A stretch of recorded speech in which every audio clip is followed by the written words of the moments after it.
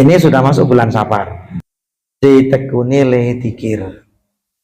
Karena dalam hadis Rasulullah, akhirus safar, al yaumul arbi'i akhirus safar, yaumun nahas, tanzilu fil afat. Ini hadis yang diriwayatkan oleh rawahu Dailami fi Musnadil Firdaus. Diriwayatkan oleh Dailami, kemudian ada diriwayatkan oleh Ibnu Asakir. Hadisnya dhaif, tapi menjadi acuan, dhaif ini hadisnya. Tapi kemudian menjadi acuan kehati-hatian bagi ulama-ulama yang kemudian dijabarkan dalam beberapa kitab bahwa Rebo terakhir bulan Safar ini disebut hari Nahas. Nak Jawa ini Nahas, padahal Nahas duha.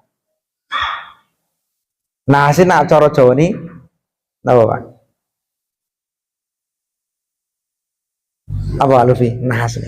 Ya. Bukan, arti lafadznya tembogo padahal. Arti lafadznya ini tembogo.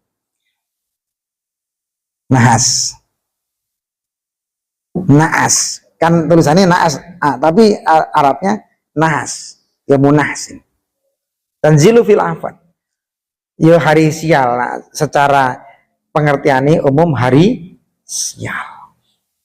Turunnya penyakit. Nah, tidak disebutkan di situ penyakit piro, tapi para tabi'in kemudian dicari keterangan lebih lanjut.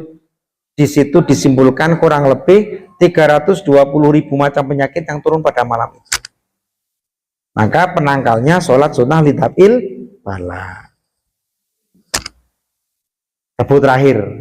Ini kan tanggal 9, Rebu terakhir golei. Kita sholatnya di pondok sana, nggak di sini.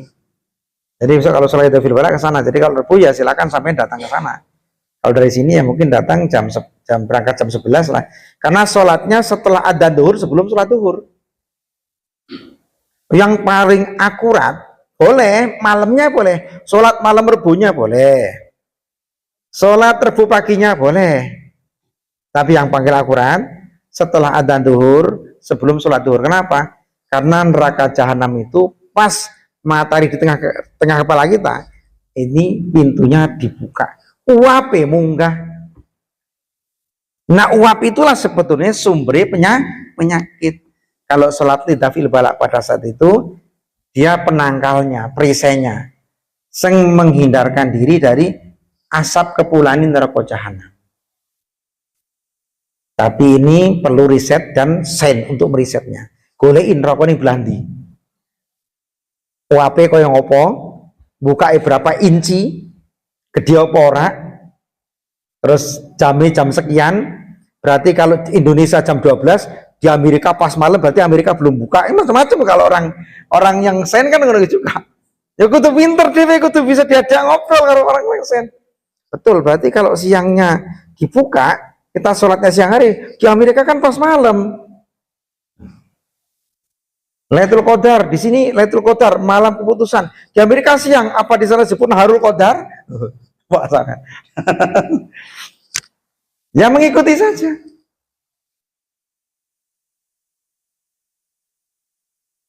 Penyakit di senturung 320.000 bukan penyakit yang lalu dan bukan penyakit yang akan datang. Udah itu sak berapa? Sampai pernah mengenal diabetes dari mulai kapan, Bu? Diabetes. Diabetes ini menurut Anda penyakit baru apa penyakit lawas? Baru apa lawas? Jadi di kitab Tibun Nabawi itu sudah ada penyakit diabetes. Cuma dulu bukan namanya diabetes, adapun diabetes itu kan daging manis. Disebut daging manis. Ya kalau sekarang ya mungkin diabetes. Gula darah kalau sekarang. Karena ada gula darah, apa gulanya dari darah, apa gula di dalam darah, itu kan idofahnya bimana fi atau bimana ala kan Allah. Kan gula darah. Apa gulanya bercampur darah? Apa darah ada gulanya?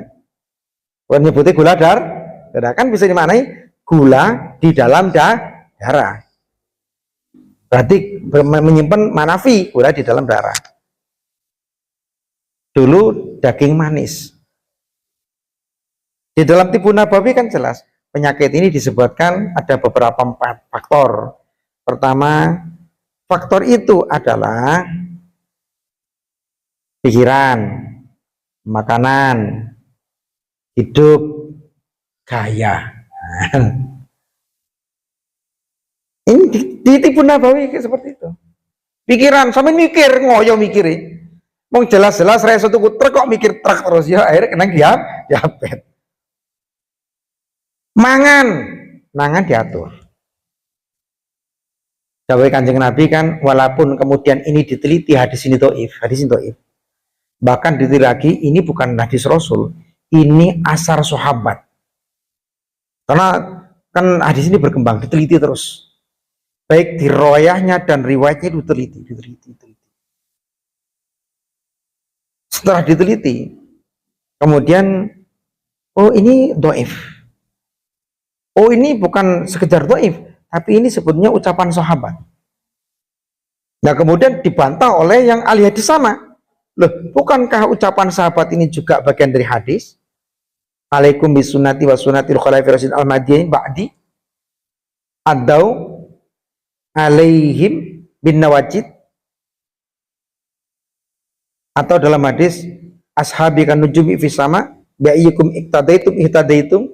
Ini kan juga kalau memang oh ini bukan khulafair rasyidin, ini sahabat yang lain. Rasulullah meninggal, beliau menyisakan 14.000 sahabat, lebih dikit.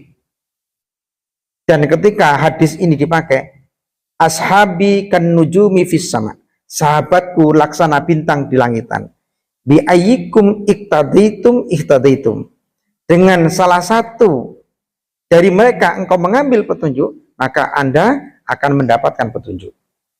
Ini kan juga bagian dari hadis. Makanya ketika asar sahabat, kemudian diriwayatkan dengan porsi hadis tadi, walaupun dengan bahasa dhaif.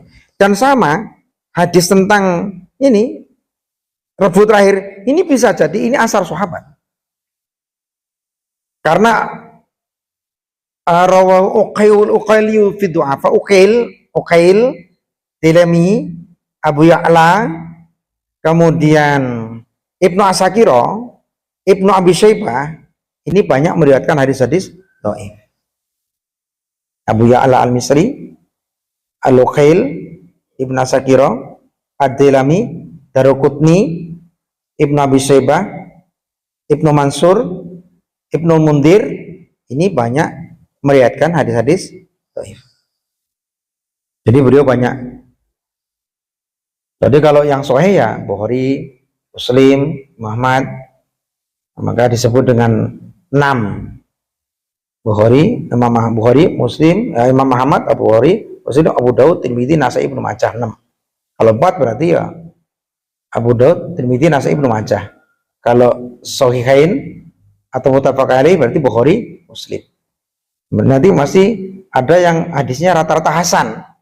Tabrani fil istidrak, fil mustadrak, Tabrani fil shaghir, Tabrani fil kabir, Tabrani fil awsat.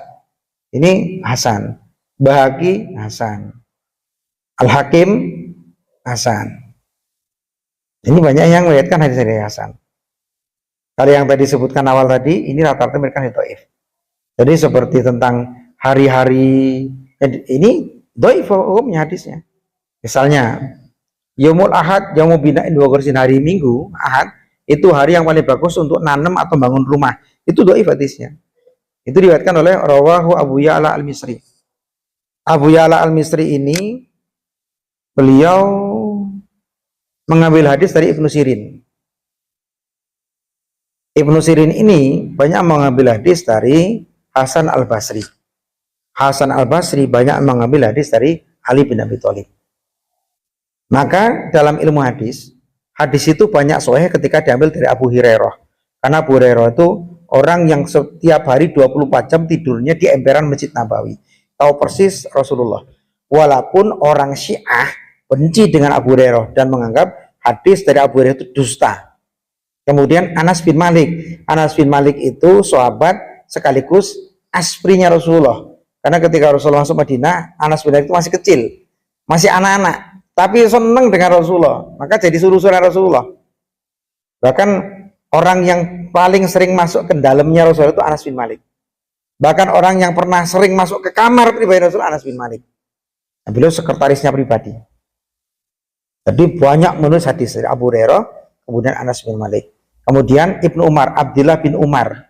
Ini juga beliau, kedekatan beliau kepada Rasulullah karena juga sering tidur di emperan Masjid Nabawi. Kemudian Ibnu Mas'ud, Abdullah bin Mas'ud. Ini orangnya cilik, betisnya merengkel, orangnya iris tapi etes, pemberani. Nah, senang turun di masjid. Pokoknya yang sering tidur masjid ini disebut dengan ahli sufah. Maka sekarang ahli sufah itu kemudian berkembang bahasa menjadi ahli sufi. Walaupun ahli sufah ini artinya emperan. Wong sing turun ning emperan masjid namanya ahli sufah. Ahli sufah, ahli sufi dulu senang turun ning masjid. Nah, sekarang sing sering turun masjid jamaah tabligh. Ya kan, jamaah tabligh itu ahli sufi.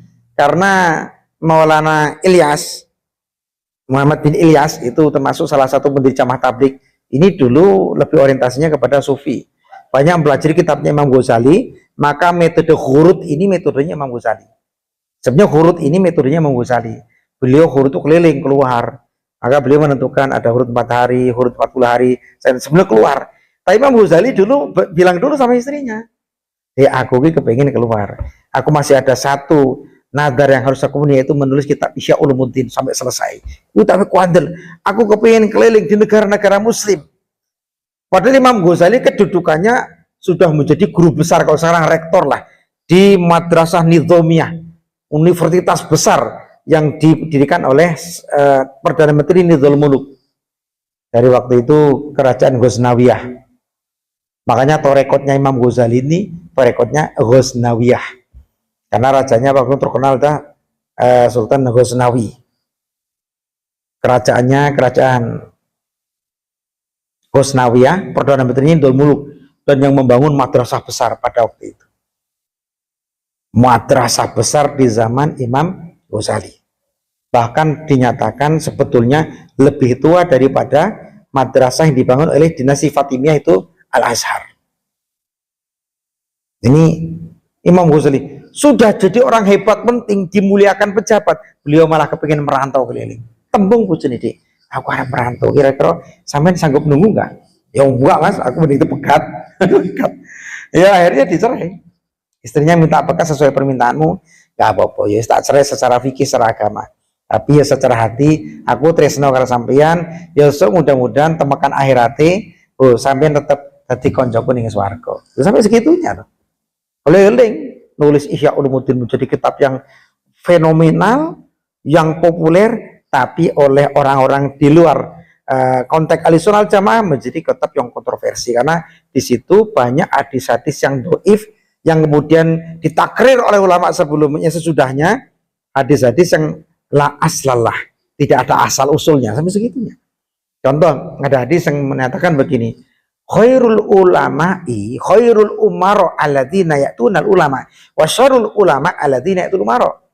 Sebaik-baiknya pemimpin pejabat mereka yang senang silaturahmi kepada ulama, seburuk-buruknya ulama mereka yang senang berjumpa dengan umaro. Nah, ini seperti itu. Tapi hadis ini kemudian la aslallah, tidak ada asal usul hadis ini. Jadi bukan hanya sekedar doif, tapi digelari maudhu'ul hadis. Maka Imam Ghazali kemudian oleh orang-orang sesudahnya yang memberikan takrir ta'liqot pada kitabnya, Ghazali ini tidak valid, hadisnya banyak yang doif. Padahal ketika Imam Ghazali menuliskan hadis itu, beliau ini sholat dulu 2 rakaat. Ketika hadis itu diteruskan, itu masih sholat istigharah dan tiduran supaya bermimpi pertemukan dengan Rasulullah SAW.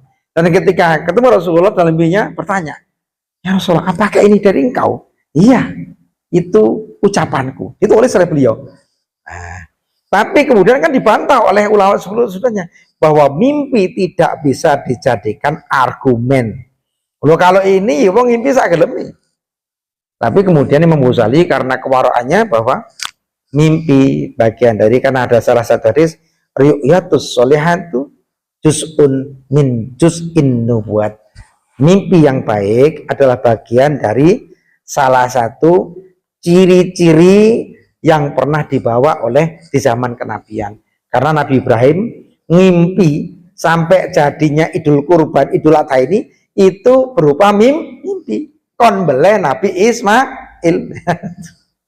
Mimpi kan. Syariatnya adzan ya Allah, sahabatnya ngimpi.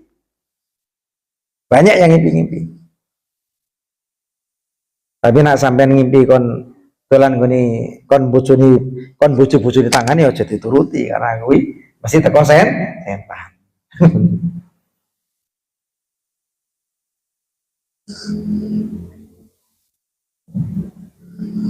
Orang-orang berpandangan pada Imam Ghazali. Apa yang dikatakan Ghazali ini banyak yang kurang valid. Nah, jamaah tabligh banyak yang mengikuti Imam Ghazali. Maka khurut. Benarkah ada? Ya benar juga, tidak ada masalah. Selama telah mencukupi kebutuhan istri yang ditinggal di dalam rumah. Dicukupi. Dia aku harap 4 bulan nih ke Bangladesh, ke India, ke Pakistan, IPB pokok. Ini tak cukupi gue 4 bulan. Gue sabar enggak? Gue serapok mas. Dakwalah. Berjalan di jalan Allah. Aku ikhlas. Aku sebenarnya oleh pahala nih. Wes mangkat. Nah, aku harap mangkat. Ya mangkat toh. Tapi jonya lagi loh. Nak tonggo dolan rene. Ojo nak ngono kuwi.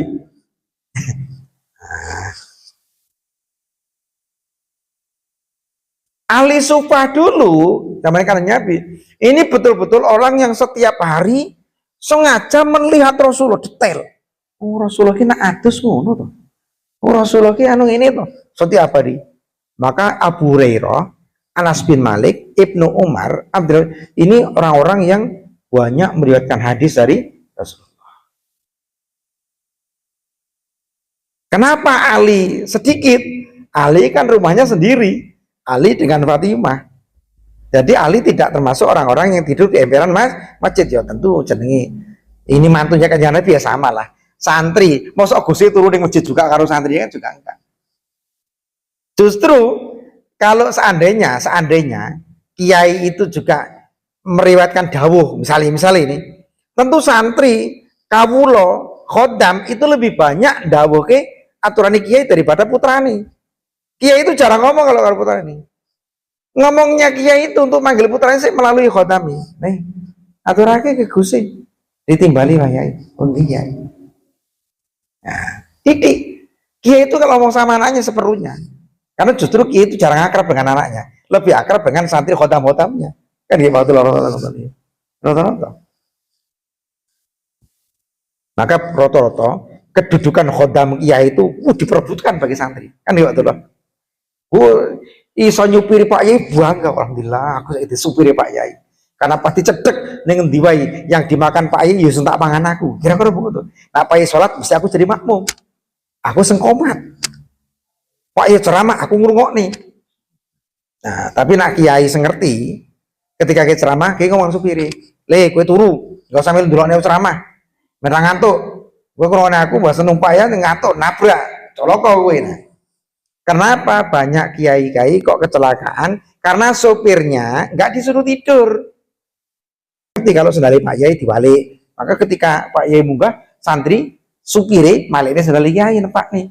Kadang nyekelitasi Kiai, nunggu ngurang ceramahnya sampai rampung. Bahasa giliran nyupir ngantuk terusan. Bahasa ngantuk artinya nyelakani. Maka nak kiai-kiai, kalau pengalaman tentang istri Mbak es supire kon turu, entah hidung becong, turu weh. Aja milu-milu ndelok pengajian. Pokok mobil parkir kono wis turu ning kono. Alas ora turu kowe. Karena ini perjalanan diatur, aja sampai ngantuk. Karena saya berkali-kali, saya sering diajak Mbak Muiz, sering diajak. Pernah dimarahi sopirnya nggak tidur, ngantuk, diganti Mbak Muiz. Ngawur teh kalau marah Mbak Muiz. Karo ning nyupir karo umur-umur kan. Mangane kuwe nak anu kuwi turu ora malah pengajian. Dari ngantuk ki teratapan. Ganti bawa wis nyopir, malah medeni kula. Waduh. Nyopir bawa bae kan nyopir. Nah, sopir asli kan santai ngerime iku bae kan jarang nyopir ngerime mendadak nguik. Aku pikir padahal perjalanan dari Sumenep ke Situbondo padahal wah nyamari selamat ora iki. Pak Yai, Mbah Yai biasa tatak susah ning mburi. Karena ning mburi mikir iki nek sampe celok ning dalan, Pak Yai mlebu swarga dhewe ora. Bahasane ngono kuwi santri-santri. Kembali ke bulan Safar, mau diterangke di bulan Safar apa kiat-kiat yang Anda lakukan? Tentu sampean harus menjaga kesehatan. Saiki carane kesehatan, minum air putih, air bening yang banyak, dan sebulan kuwi diusahakan makan sayur, ojo makan daging-daging dulu. Terus pikirane distabilkan. Sampean ojo sering ning jero omah terus kudu metu-metu, ndelok-ndelok taman, ndelok-ndelok kali. Nah, pikiran supaya rileks. Karena ketika penyakit turun, kok pikiran sampai tegang, jadi ini darah tinggi. Ketika penyakit turun, sampai mangan warak, jadi diabetes. Penyakit turun, sampai kok kengelian, jadi asam lambung. Karena turun itu di malam safar, sampai pastikan fit. Karena penyakit juga golek panggilan seperti misalnya banjir. Banjir itu kan mencari tempat yang rendah. Ya, sehingga digolei. Penyakit juga turun ketika ada ruang di situ. Enggak dijogo kesehatan sampean. Ojo emosian ketika masuk safari, ojo emosian, sabar. Sabar.